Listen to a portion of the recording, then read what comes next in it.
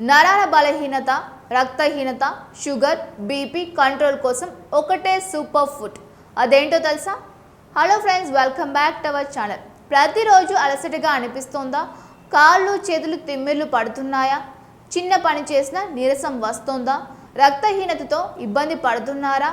Sugar, BP, కీళ్ళ నొప్పులు, రోగనిరోధక శక్తి తగ్గడం, ఇలా ఒకటి కాదు రెండు కాదు ఎన్నో ఆరోగ్య సమస్యలు మీ జీవితాన్ని ప్రభావితం చేస్తున్నాయా? అయితే ఈరోజు మనం మాట్లాడుకోబోయేది మీ ఇంటి పెరట్లోనే ఉండే ఒక అద్భుతమైన ఆకు గురించి. మనలో చాలామంది కూరగా మాత్రమే చూసే మునగాకు గురించి. దీనిని ప్రపంచవ్యాప్తంగా సూపర్ ఫుడ్ అని ఎందుకు పిలుస్తున్నారు? ఆయుర్వేదంలో దీనికి ఎందుకంత ప్రాధాన్యం ఇచ్చారు? ఆధునిక శాస్త్ర పరిశోధనలు దీని గురించి ఏం చెబుతున్నాయి? నిజంగానే మునగాకు నరాల బలహీనతను తగ్గిస్తుందా? రక్తహీనతకు ఉపయోగపడుతుందా? షుగర్, బీపీ నియంత్రణలో పాత్ర ఉందా? లేక సోషల్ మీడియాలో ప్రచారం జరుగుతున్న వాటిలో అతిశయోక్తులు కూడా ఉన్నాయా? ఈ వీడియోలో శాస్త్రీయ సమాచారం ఆధారంగా పూర్తిగా తెలుసుకుందాం. చివరి వరకు చూడండి. చివరిలో మునగాకును ఎలా తీసుకోవాలో, ఎవరెవరు జాగ్రత్తగా వాడాలో కూడా వివరంగా చెబుతాం. మన పూర్వీకులు ప్రకృతిని ఔషధంగా భావించేవారు. ఇంటి చుట్టూ పెరిగే మొక్కలనే ఎన్నో ఆరోగ్య ప్రయోజనాలు దాగి ఉన్నాయని నమ్మేవారు. అలాంటి మొక్కల్లో మునగ చెట్టుకు ఒక ప్రత్యేక స్థానం ఉంది. మునగకాయకు మాత్రం కాదు, మునగాకు పువ్వులు, గింజలు కొన్ని ప్రాంతంలో ఔషధ వినియోగంలో కూడా ఉపయోగిస్తూ ఉన్నారు. ముఖ్యంగా మునగాకు పోషకాల పరంగా ఎంతో విలువైన ఆహారంగా గుర్తింపు పొందింది. మునగాకులో vitamin A, vitamin C, vitamin E, కొన్ని బి విటమిన్లు, calcium, potassium, magnesium, iron, phosphorus, protein, fibre వంటి అనేక పోషకాలు ఉంటాయి. అలాగే పాలిఫినాల్స్, ఫ్లేవనాయిడ్స్, క్వెర్సిటిన్ వంటి యాంటీ ఆక్సిడెంట్లు కూడా ఇందులో ఉంటాయి. ఇవి శరీర కణాలు ఆక్సిడేటివ్ ఒత్తిడి నుంచి కొంతవరకు రక్షించడంలో పాత్ర పోషిస్తాయని పరిశోధనలు సూచిస్తూ ఉన్నాయి. ఇప్పుడు చాలామంది ఎదుర్కొంటున్న నరాల బలహీనత గురించి మాట్లాడుకుందాం.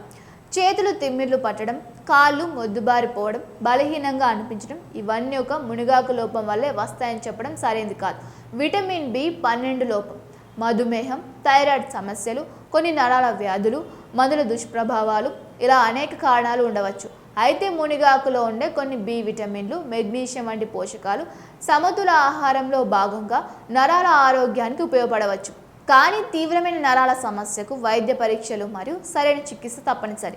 ఇప్పుడు రక్తహీనత గురించి కూడా మాట్లాడుకుందాం.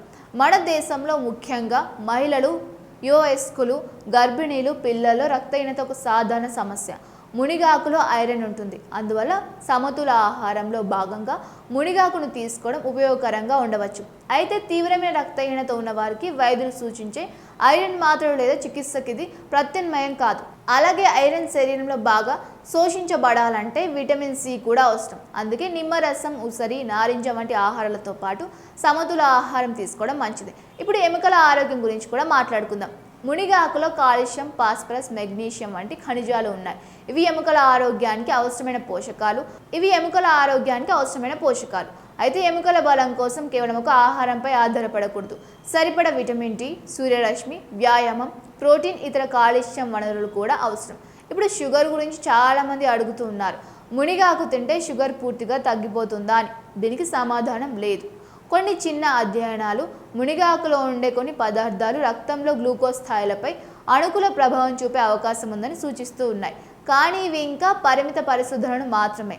మధుమేహం ఉన్నవారు వైద్యులు సూచించిన మందులు ఆపి కేవలం మునగాకుపై ఆధారపడడం ప్రమాదకరం. మునగాకును సమతుల ఆహారంలో భాగంగా మాత్రమే చూడాలి.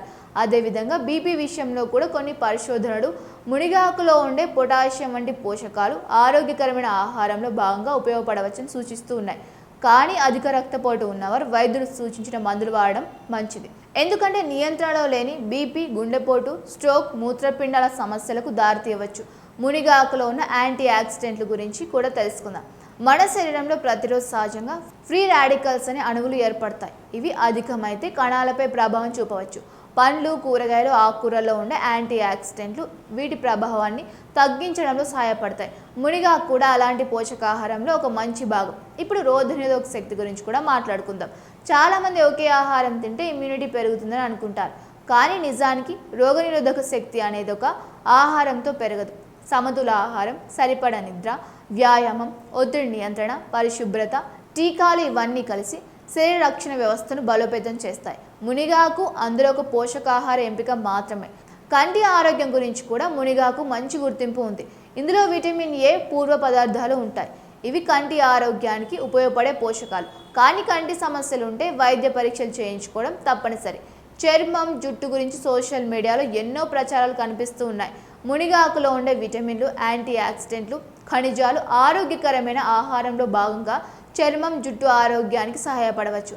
కానీ మొటిమలు, జుట్టు రాలడం, చర్మ వ్యాధులు పూర్తిగా తగ్గుతాయని చెప్పడానికి సరిపడా ఆధారాలు లేవు. ఇప్పుడు మునిగాకును ఎలా తీసుకోవాలనే ప్రశ్నకు వస్తే, తాజా మునిగాకుతో పప్పు, కూర, సూప్ తయారు చేసుకోవచ్చు.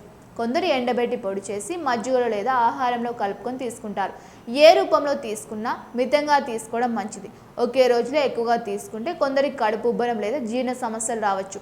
మరో ముఖ్యమైన విషయం, గర్భిణీ స్త్రీలు, పాలిచ్చే తల్లులు, మధుమేహం, బీపీ, థైరాయిడ్, కిడ్నీ వ్యాధులు ఉన్నవారు లేదా ఇతర మందులు తీసుకుంటున్న వారు మునిగాకు పొడి లేదా సప్లిమెంట్లను క్రమం తప్పకుండా తీసుకునే ముందు వైద్యుల సలహా తీసుకోవడం మంచిది. ఎందుకంటే కొన్ని సందర్భాల్లో మందులతో పరస్పర ప్రభావం ఉండే అవకాశం ఉంటుంది. ఈరోజు మార్కెట్లో మునిగాకు పొడి, క్యాప్సిల్స్, టీ, జ్యూస్ అంటూ ఎన్నో ఉత్పత్తులు లభిస్తూ ఉన్నాయి. వీటిని కొనుగోలు చేసే ముందు నాణ్యత, తయారీ సంస్థ, భద్రత ప్రమాణాలు పరిశీలించడం అవసరం. సాధ్యమైనంత వరకు ఇంట్లో తయారు చేసిన తాజా ఆహారం ఉత్తమ ఎంపిక. మనం గుర్తించాల్సిన అత్యంత ముఖ్యమైన విషయం ఏమిటంటే, ప్రకృతి మనకు ఎంతో విలువైన ఆహారాలను ఇచ్చింది. కానీ ఏ ఒక్క ఆహారం కూడా అన్ని వ్యాధులకు మందు కాదు. ఆరోగ్యకరమైన జీవనశైలి, సమతుల ఆహారం, క్రమం తప్పని వ్యాయామం, సరిపడా నిద్ర, వైద్యుల సలహా ఇవే మంచి ఆరోగ్యానికి అసలు పునాది. మునిగాకుకు ఆ ప్రయాణంలో ఒక పోషకమైన సహాయ ఆహారం మాత్రమే. కాబట్టి సోషల్ మీడియాలో కనిపించే ప్రతి వాదనను నమ్మే ముందు శాస్త్రీయ ఆధారాలు ఏమిటో తెలుసుకోవాలి. అలాగే ఏదైనా ఆరోగ్య సమస్య ఉంటే స్వయంగా చికిత్స చేయించుకోవడం కంటే వైద్యుని సంప్రదించడం మంచిది. మునిగాకు వంటి సహజ ఆహారాలను మన రోజువారీ ఆహారంలో సమతుల్యంగా చేర్చుకుంటే ఆరోగ్యానికి ఉపయోగపడే అవకాశం ఉంది. మరి మీ ఇంట్లో మునిగాకు చెట్టు ఉందా? మీరు మునిగాకును పప్పుతో తింటారా, కూరగా తింటారా, లేక పొడి రూపంలో తీసుకుంటారా? మీ అనుభవాన్ని కామెంట్లో తప్పకుండా తెలియజేయండి. ఈ వీడియో మీకు నచ్చితే లైక్ చేయండి, మీ ఫ్రెండ్స్తో, ఫ్యామిలీతో షేర్ చేయండి. ఇలాంటి ఆరోగ్య అవగాహన వీడియోల కోసం మా ఛానల్ని సబ్స్క్రైబ్ చేసుకుని బెల్ ఐకాన్ ప్రెస్ చేయండి. మళ్ళీ కలుద్దాం మరో ఇంట్రెస్టింగ్ వీడియోతో. Thank you for watching.